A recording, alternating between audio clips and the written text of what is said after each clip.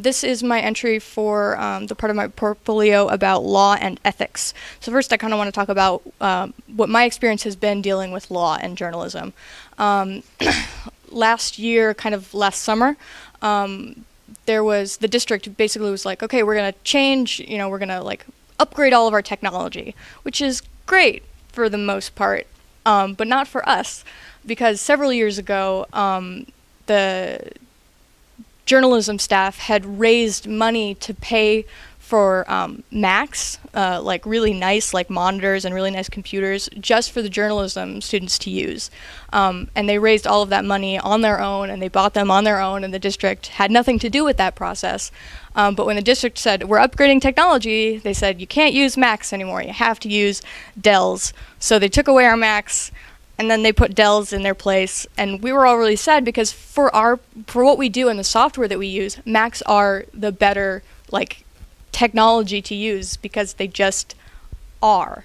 The software is so much better, and the screens, the resolution on the screens was better because we really need to know what it's going to look like when it's printed, and the Dells really aren't that good at that. So we were frustrated by that because we were taking a step back, and we felt they have no right to take away something that our group fundraised to buy.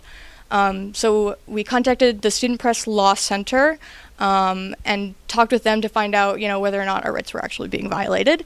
And it turns out, so the district did have the right to tell us what kind of technology we have to use. Like they can say you have to use Dells, not Macs, but they can't just take away the Macs and then not give us the money that they make off of them. So there was many emails that were sent to district over the course of several months, and we finally just got $2,500 back that they made off the Mac sales, which is really good because we're going to be able to use that to do nicer print editions in the future. Like we're thinking nicer page, like glossy page, glossy cover, that kind of stuff, which I think the staff is really psyched about. And it also, helps us on the advertising front, where we don't have to worry so much about, ads, because we have a little bit of extra money in our budget.